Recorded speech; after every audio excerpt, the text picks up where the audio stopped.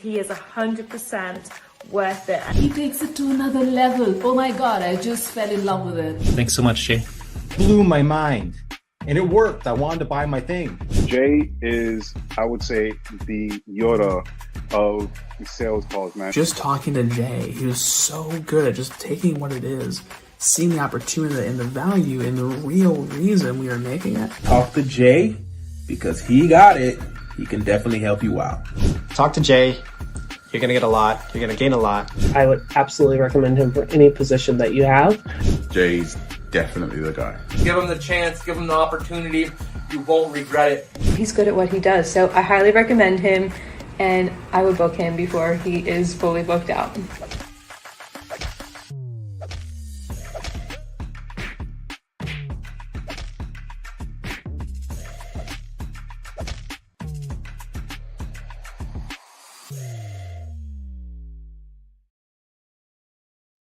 Hey everyone, welcome to the Sales Ninja Show podcast, where we cut through the noise, ditch the outdated sales tactics, and show you how to close deals with confidence, strategy, and integrity.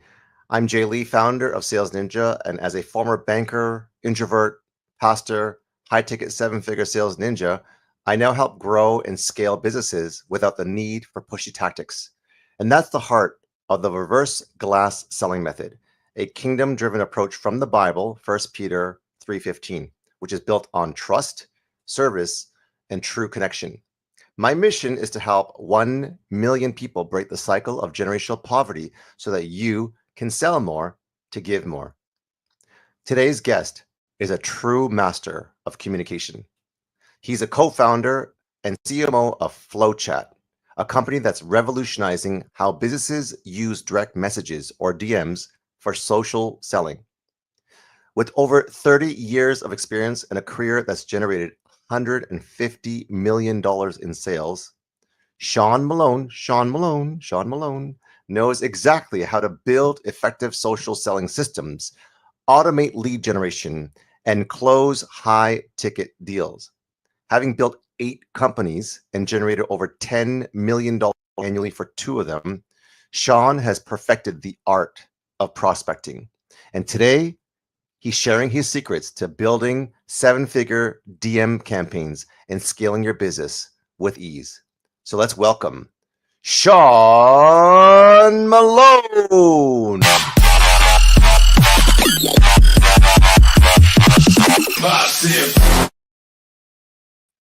What is up? Jay, I just got to say, first and foremost, man, that was like the dopest introduction I've ever had in my life. Thank you so much for that, man. I'm such a huge fan of your show. Your reverse glass selling method is fire. Anyone that doesn't have it yet or doesn't know about it should come get it. Anyways, thank you so much for having me on the show. How are you? I'm doing amazing. I'm doing better now that you're on. So I have lots of questions and we want to deep dive. And I already said that we're going to need a part 2, 3, probably our own show, but that's coming down the pipeline. You like that, pun intended? Let's go. So I've been wanting to talk to you for a long time. I'm literally running FlowChat as we speak right now in the background. And that has been my go-to lead generation automated software. And as I mentioned and shared offline, I've used a lot. And I say by far, and you didn't pay me to say this or do this, I find that FlowChat has the best user interface, the best training, the best support, and the most lethal, effective form and methodology of being able to connect, create leads, start conversations, book calls, and close sales. And I'm just getting started. I just started learning how to use it. I just started learning how to build the campaigns. I just started learning how to run like I am right now. I think on Saturday I did, and this is probably where I'm wrong, and this is where I'm going to ask you to correct me, 320 connection requests on LinkedIn. I think I did an automation where it was sending, I don't know, maybe 100 conversations, probably not following the guardrails, even though I read up and did all the training, but now I forgot. So that's okay. Here we are today. Yeah, but well, first of all, oh my gosh, thank you so much for the kind words. I mean, there's a lot of good players in the market space that have built some tech that's really awesome. And when we originally built FlowChat, it wasn't so much of we wanted to build a software and sell it to the world. It was like, one of our clients from our high ticket mastermind was like, you need a software. You can't keep teaching this off a piece of paper and a spreadsheet. It's too good. And so that like drove us down this. Yeah, I can get into my story about that because I think it's really interesting, but that's where it came from. It was like, we just built this weird story how we got there, but we just started giving it as a gift to our mastermind members. And then there was so much interest. There's like, no, we don't want the mastermind anymore. We just want the software. Like that was, really? Yeah, there was that switch, which was pretty interesting. Yeah. So from disc golf to digital marketing, that's a segue. You've built 8 companies and had success in multiple industries. What inspired you to move into digital marketing and sales?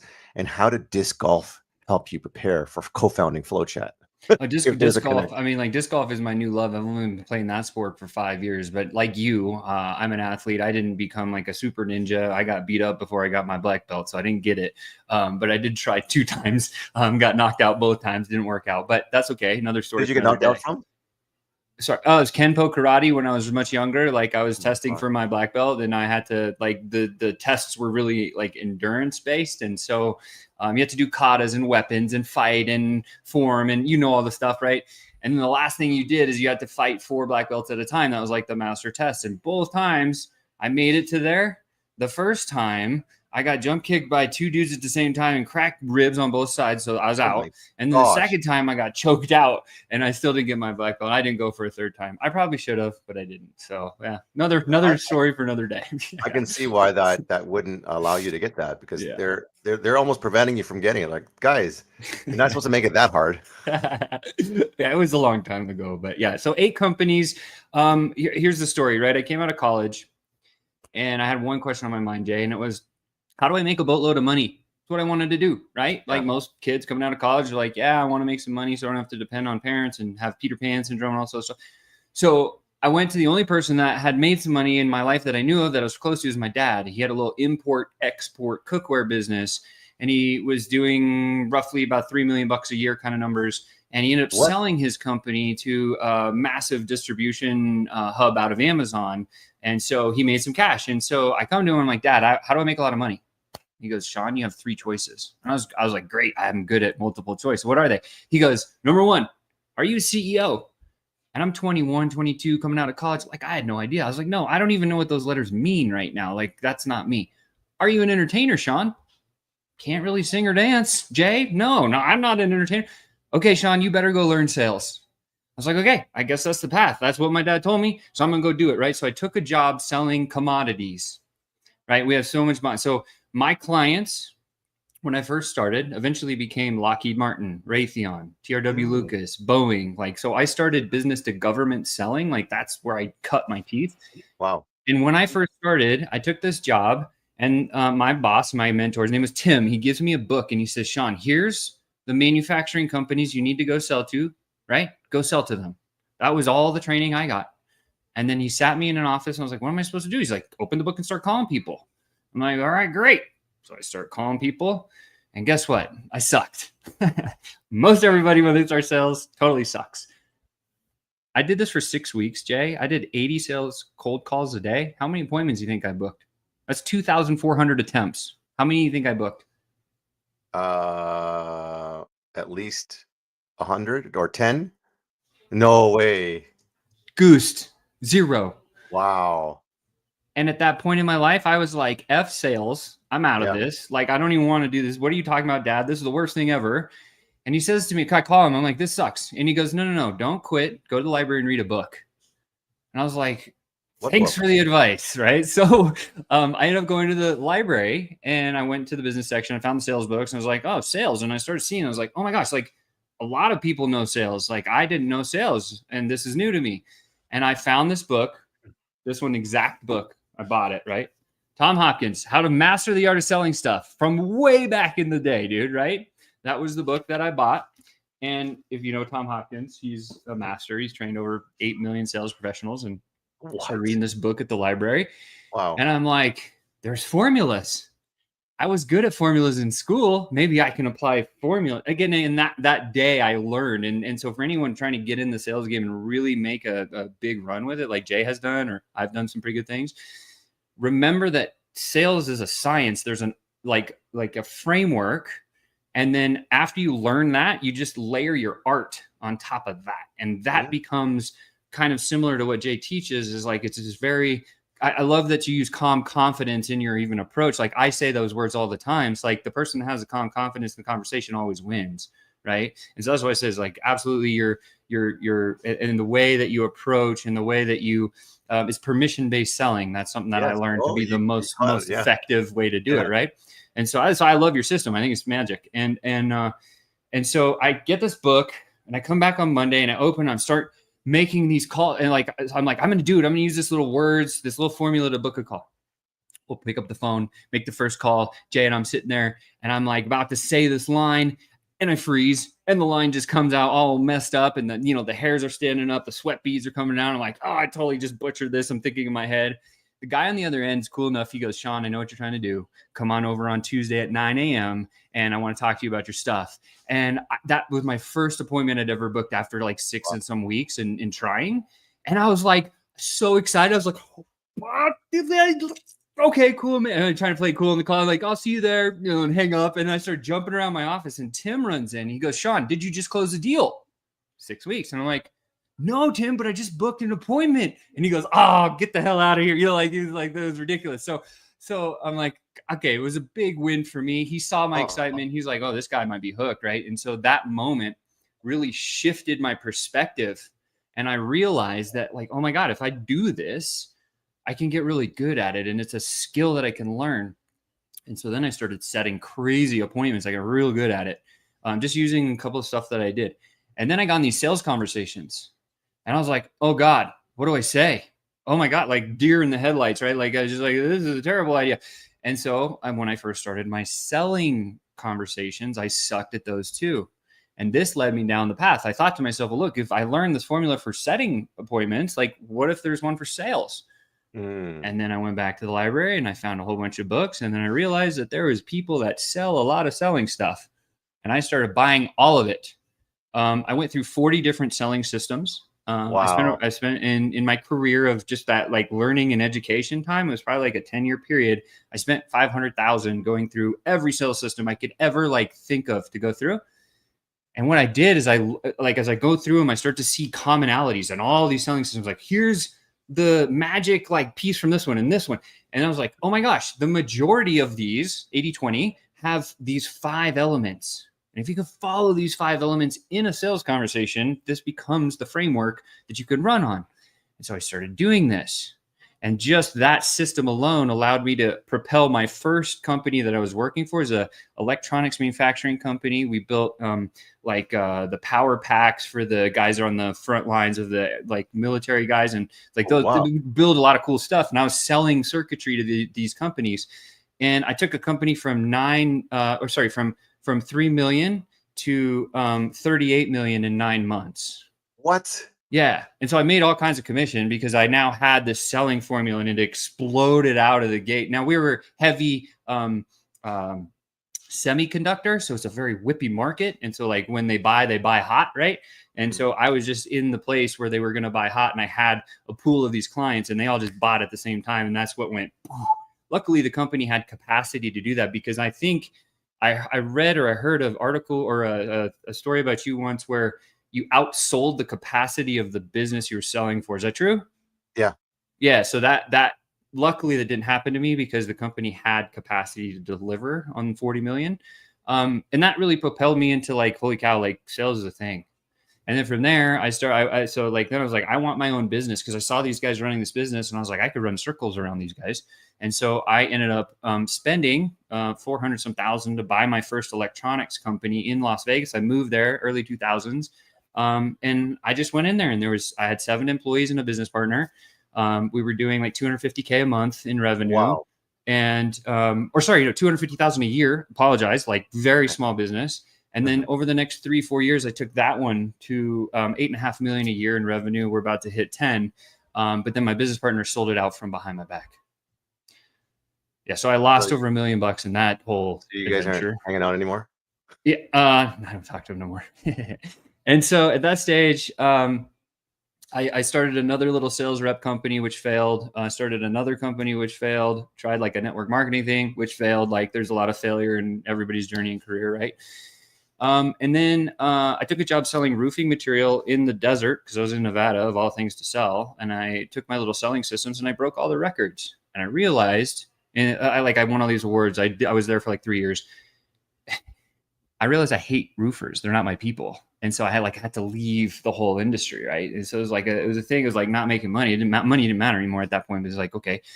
And so then after the roofing thing, it was like my wife, I just got married. She's like, hey, we should try to figure out how to live our life together. And so shoot, let's learn to do it online. Brings us to 2016. 2016, I'm going to stop because there's probably a lot of lessons here, a lot of things that you might want to ask questions about, but like I could keep going. Yeah, no, I love hearing your stories. You're a great story seller.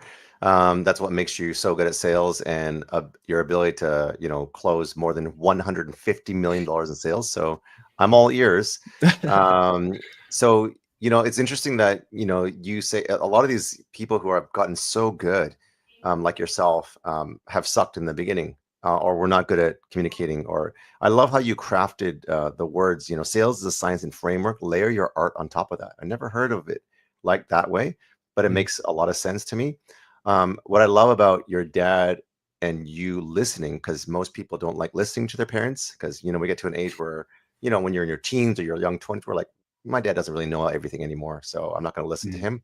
That kind of stage that you took, you were humble enough to kind of go to the library and say, what am I going here for? What book am I reading?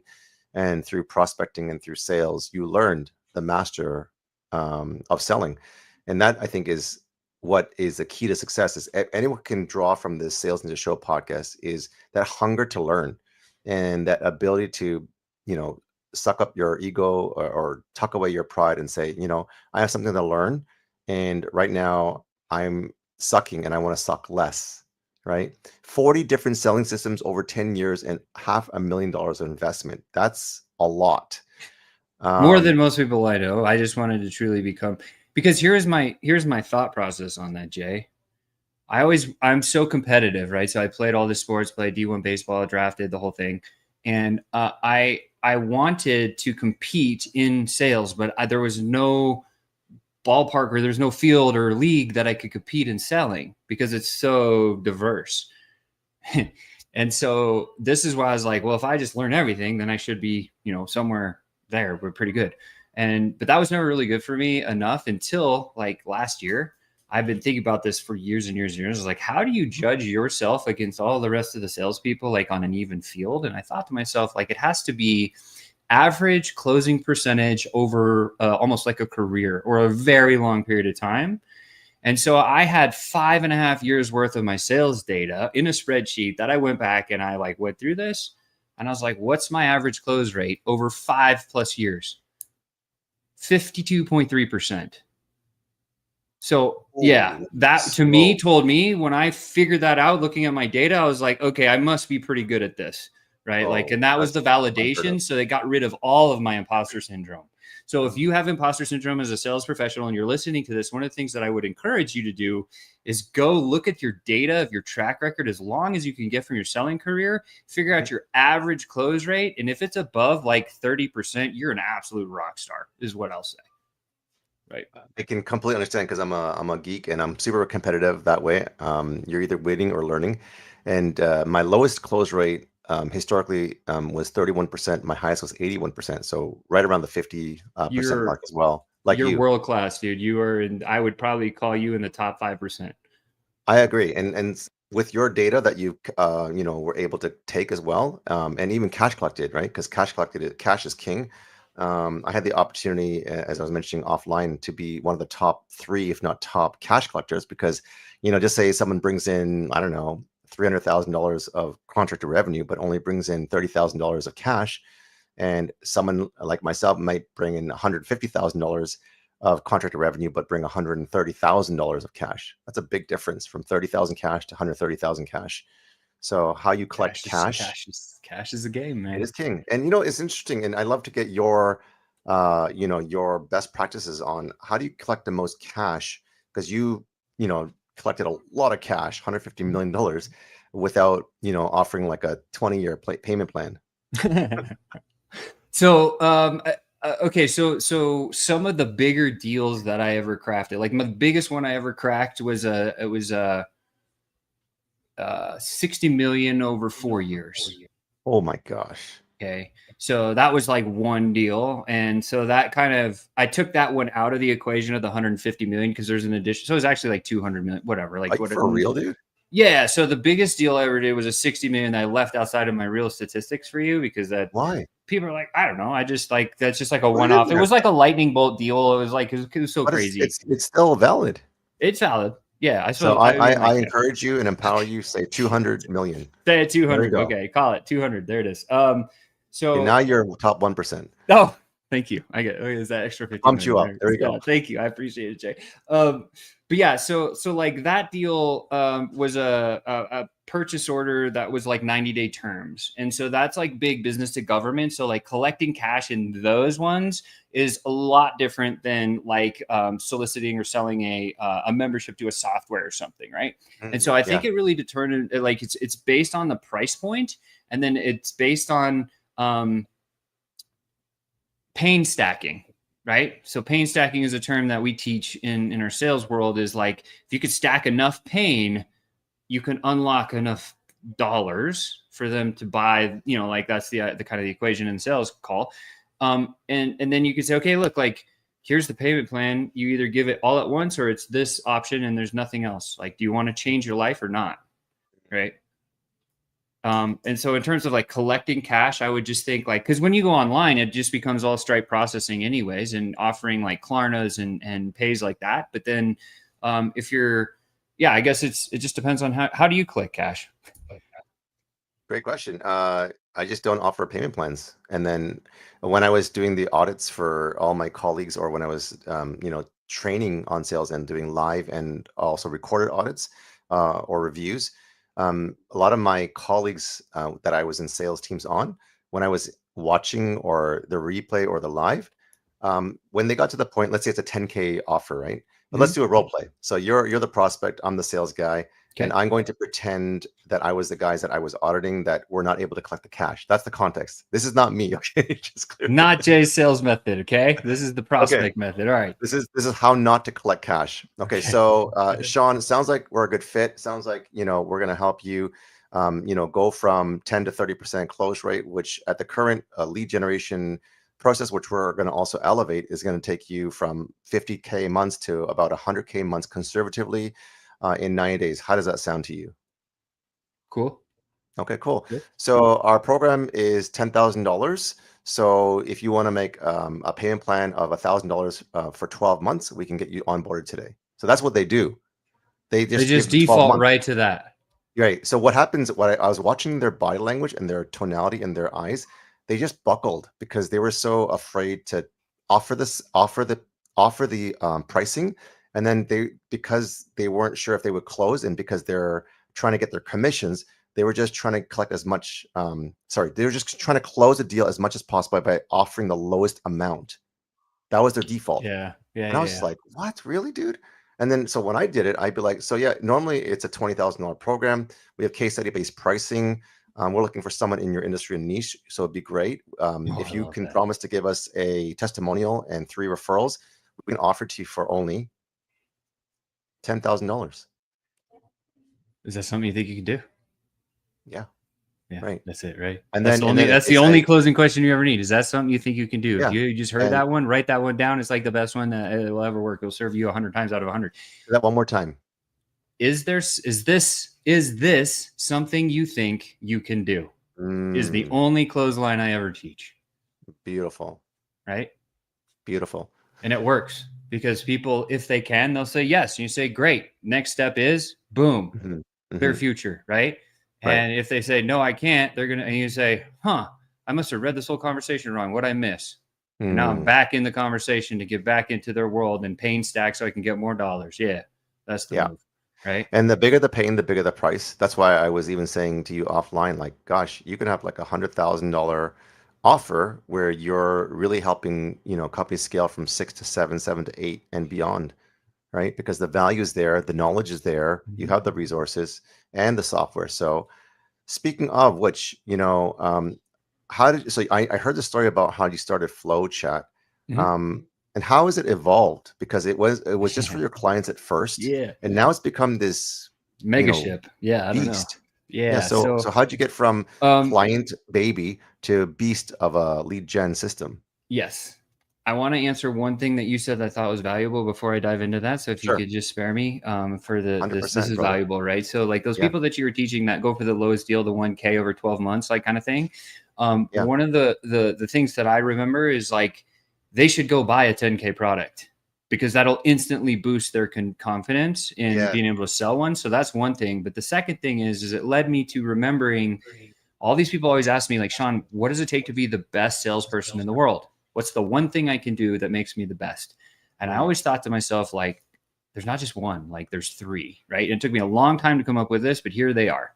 Number one, you got to have conviction in what you sell. Those guys did not have conviction in a 10K product, probably because they never bought one, right? Number two, understand that you're going to get punched in the face. You're going to get ripped apart, right? You got to have persistence, right? Because if you don't have persistence, it's like Les Brown. If you can see up, you better get up. It's kind of like the mentality there.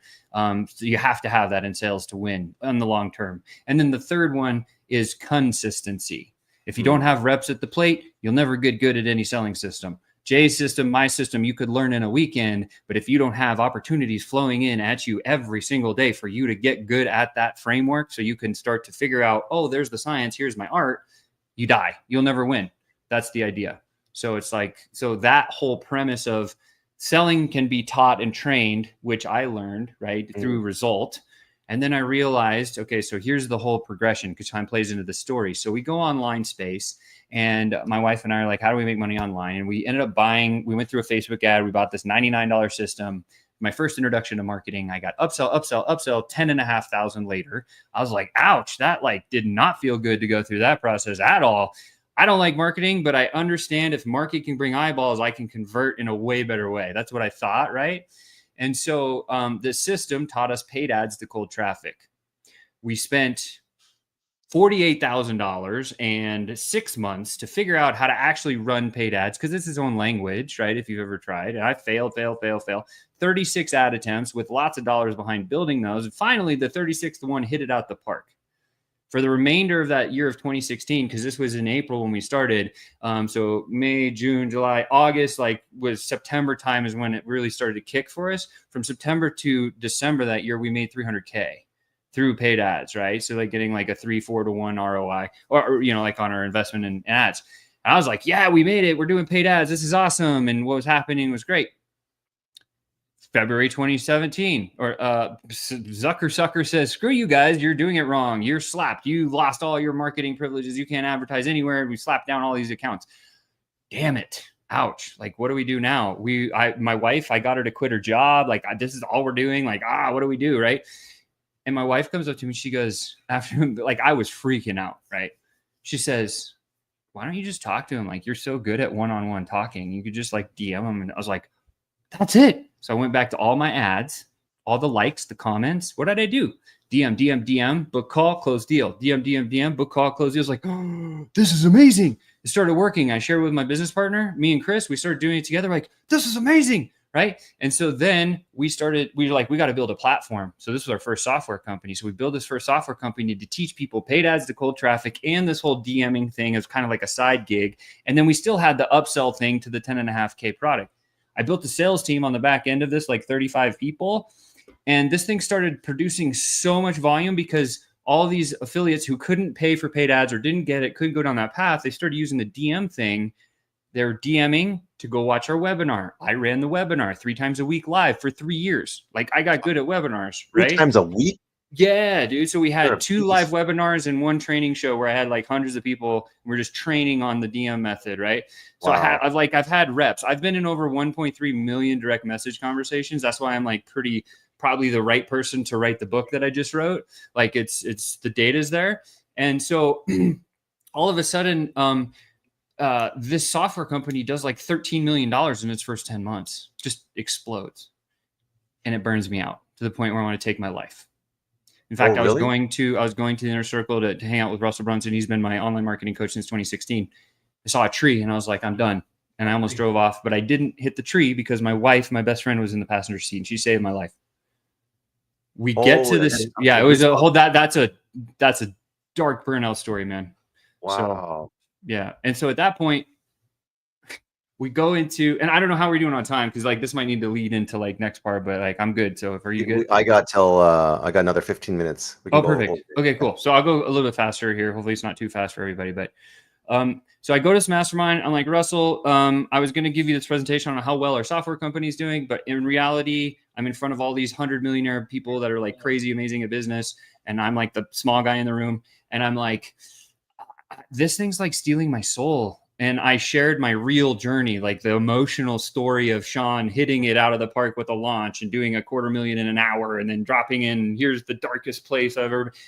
And the whole room was crying and cheering and crying and cheering. At the end, Russell stands up. He goes, Sean, you're not going to like what I have to say, dude. Kill your baby, end your software company, because it's stealing your soul. You're a level 10 guy doing a level 2 thing. You need to go change. I was like, how do you sell a software company that just did $13 million in 10 months? Different challenge.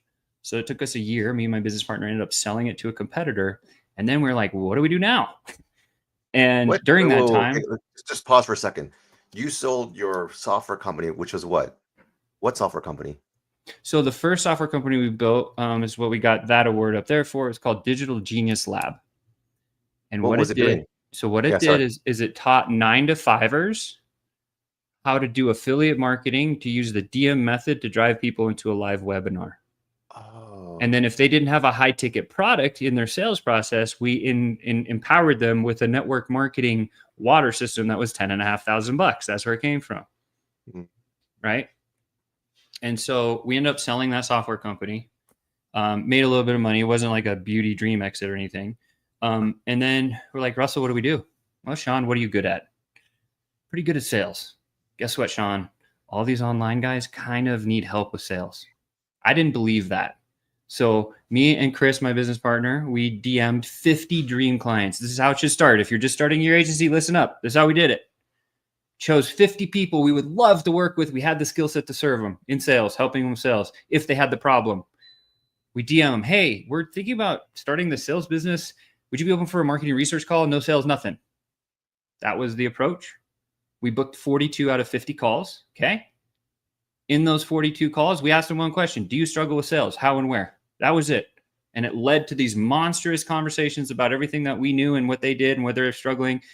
By the end of those 42, 5 people said, we're not getting off the phone until you do work with us. We're going to pay you. How much do you want? That's how it started to start our agency, okay? So we started serving these guys 6-month term for $30K. And we would put a whole entire sales ecosystem and hire on board, train a sales team, teach the salespeople to crush the deals. Then the next 3 months, go through the warm markets. Every business, 100% success. 6 months in, these founders come back to us and say, Sean, thank you for the team. Now I don't have to sell.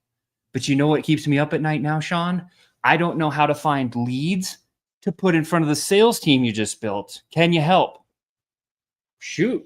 Me and Chris look at each other like, we did this before the internet even existed. Here's a piece of paper and a spreadsheet. Use a system.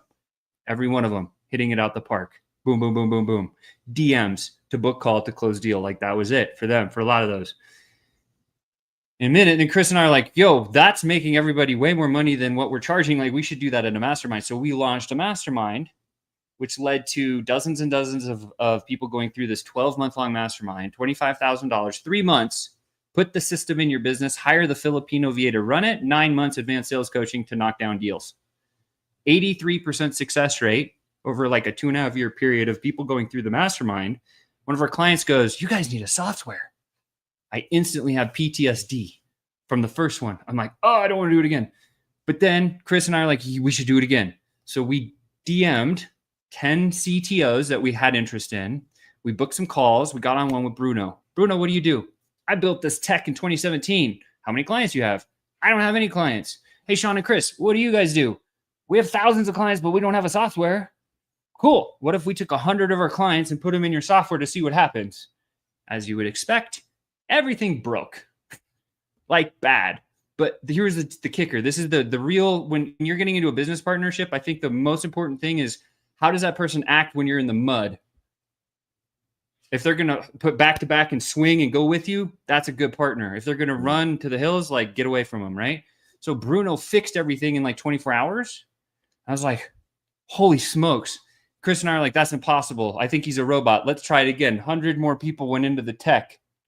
More stuff broke. He fixed it faster and hired somebody. At that moment, Chris and I are like, oh my God, we need to merge and acquire everything this guy is doing because he's a builder. Like, he's crazy.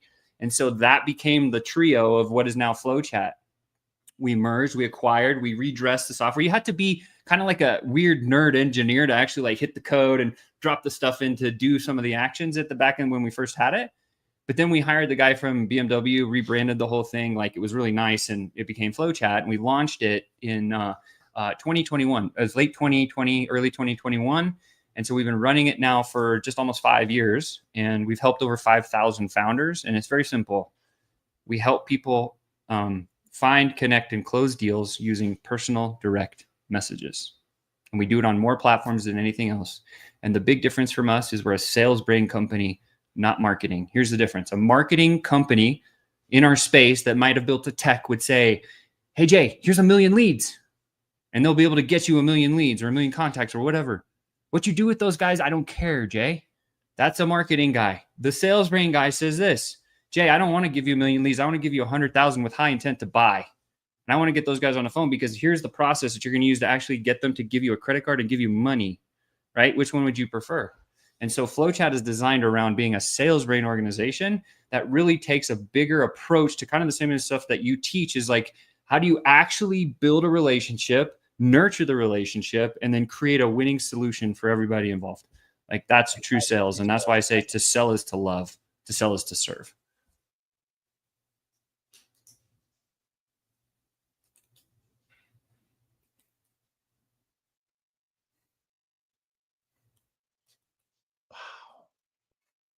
Beautiful. I'm just letting that space to like just ruminate. So people who are listening, because there's a lot that was said there, which is I got every bit of it, like, because I understand how you're talking and how you're communicating and how you're journeying and the sequence of events, from Sean, Chris to Bruno, and rebuilding, and your sales mastery of building.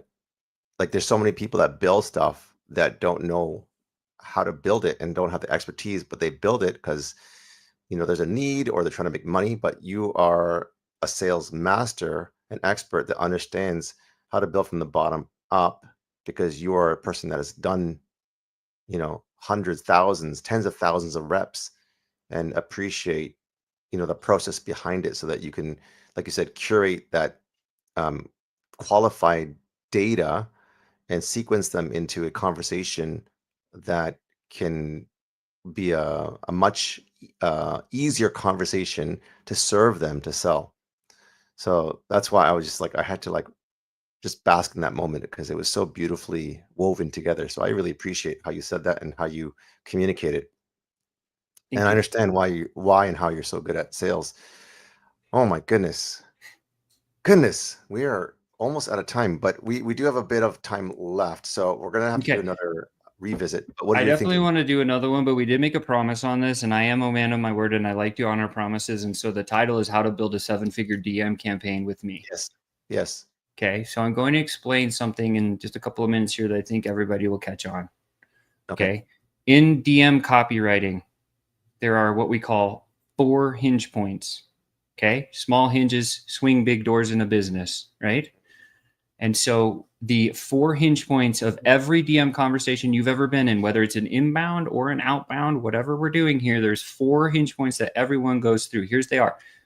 Engagement. You must get engagement. 2, once you've gotten engagement, you must transition from, hey, how's it going? To, oh, hey, let's have a business conversation. There has to be transition.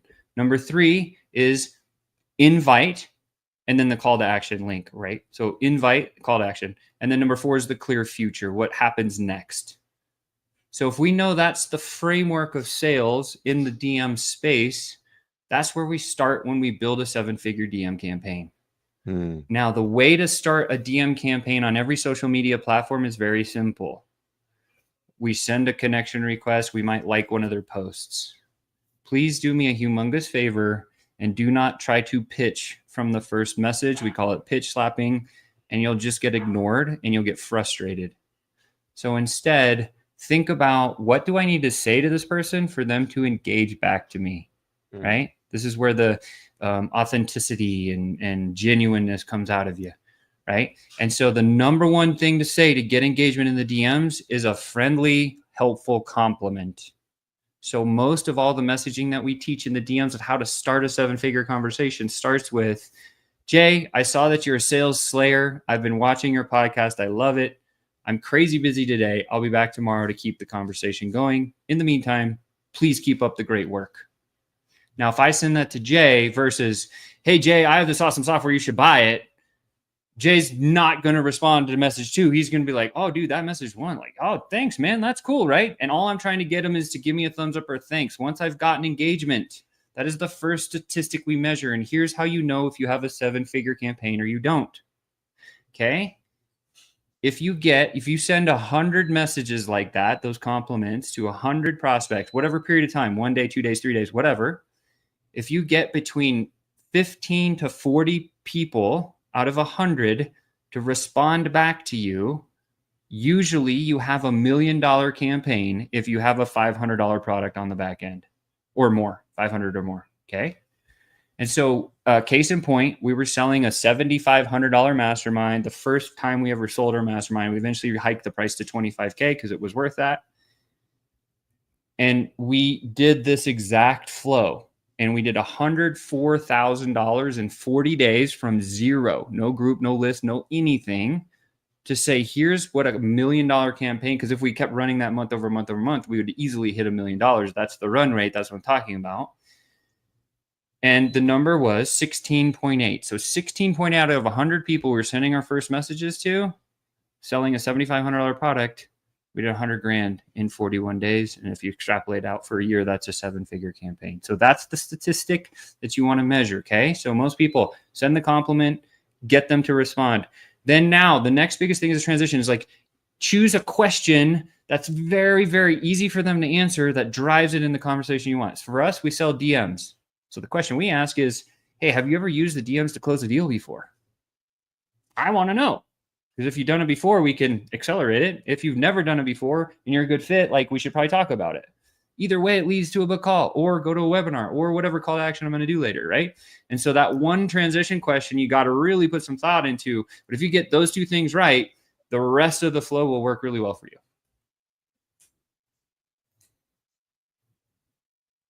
Okay. Amazing. I'm speechless. So Sean's mission is to help business owners master prospecting, build lead engines, and implement high-ticket sales strategies to boost revenue. I appreciate everything you said. 100 messages, 15 to 40 replies. You said you did a test that did 16.8 replies, which I believe is a 16.8% reply rate on a $7,500 product, which helped you launch a $0 to $140,000 in 41 days, which is a run rate of a 7-figure, which is typically $84K and change a month. So I can see how that works. And I love your framework, the 7-figure framework that you said that you were to come and show up with, which you just did in such a short time. You guys can connect with Sean on, let's see, LinkedIn. You can connect with him on X, and you can connect with him on Instagram, connect with him on Facebook. You know what? And if Sean's, prospecting you and I'm prospecting you with FlowChat, you can run, but you can't hide. So with that, check out the lead gen sales engine, because if you can't beat them, you might as well join them. So here is the CRM affiliate link, shameless plug, to join the FlowChat party, because where your attention flows, that's where money grows. So check that out, guys. It's going to save your life and help you make a lot of money. And if you're looking for a 7-figure pathway for DM campaigns with Sean Malone and team, then this is your ticket. So I'm going to do a speed round, which is a lightning round, to ask you questions in the last 60 seconds. And then I'll let you get on your way. Okay. Yeah. Okay. So favorite productivity hack. What's your go-to productivity tip or tool that helps you manage your day as a busy entrepreneur? If I had to choose one productivity hack,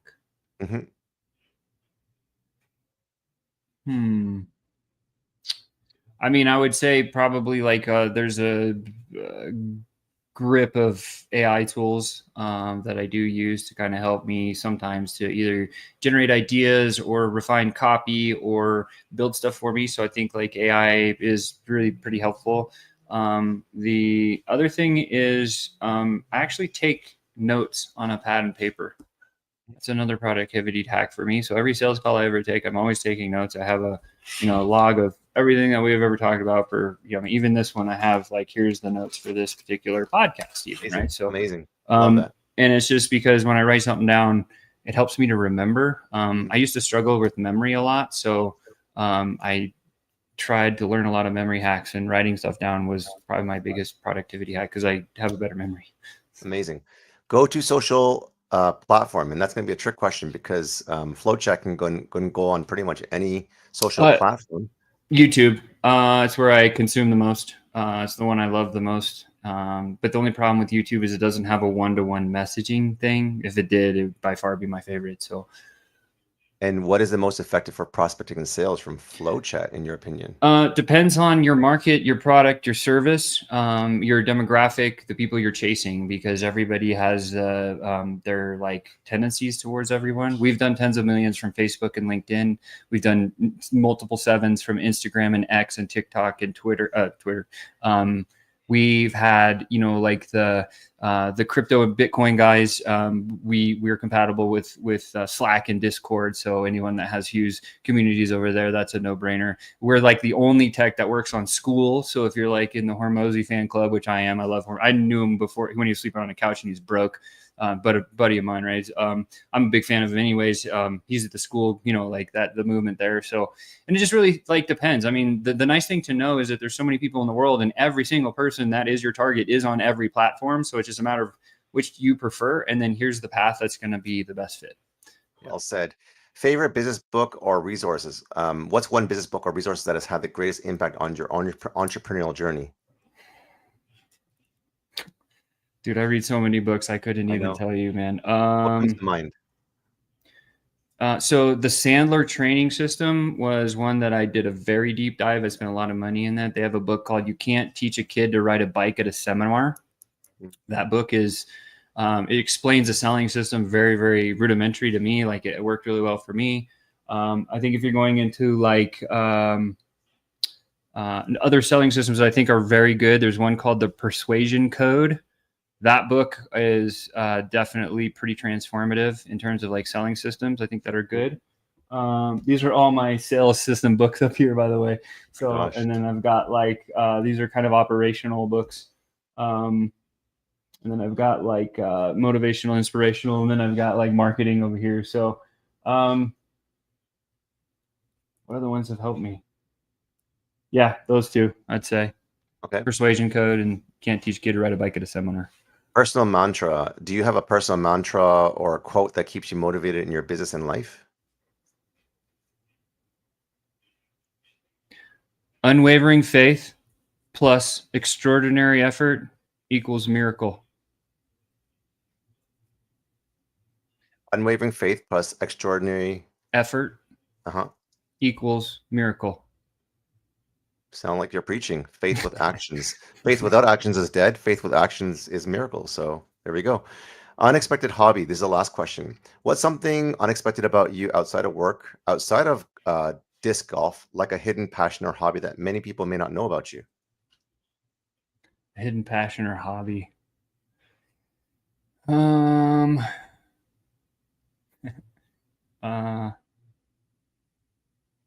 was in a band. I sold 4,000 copies of a record in Japan. So that's something nobody knew about me. And I'm kind of like a secret foodie, and my favorite food's pizza. There you go. Gotcha. Okay, awesome.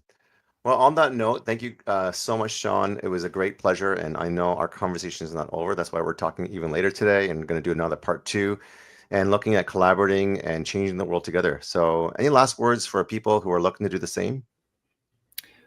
Just remember that anything is accomplishable. And I think that like most people, I just had this conversation with my setters because I meet with them 4 days a week anyways this morning. And one of the things he said is like, I'm having a money mindset problem. because he's making a lot of money. And then we get to a place in his monthly income where he gets complacent. And he's like, so I hit this number and then I just slack off and I don't sell stuff. I love that they have transparency to tell me that, because that tells my relationship is strong with them. Yeah. And I said, well, look, like the only reason you're complacent, or the only reason that you stop selling is because you're complacent, because you didn't reset your goals. So my one thing I'll leave everybody with is like, look, set a goal, achieve it. But when you achieve it, reset the next goal. Because if you forget to do that, you're dead. So well said. And that's my systematic theology professor says, if you ever come to the place where you think that you've arrived, then you've died. So well said. Thank you again, Sean. And if you guys are looking to come on the Sales Ninja Show podcast, comment podcast, and we'll see if you're a good applicant. And we are here to help you to sell more, to give more. Until next time, have a great day. Take care, everyone.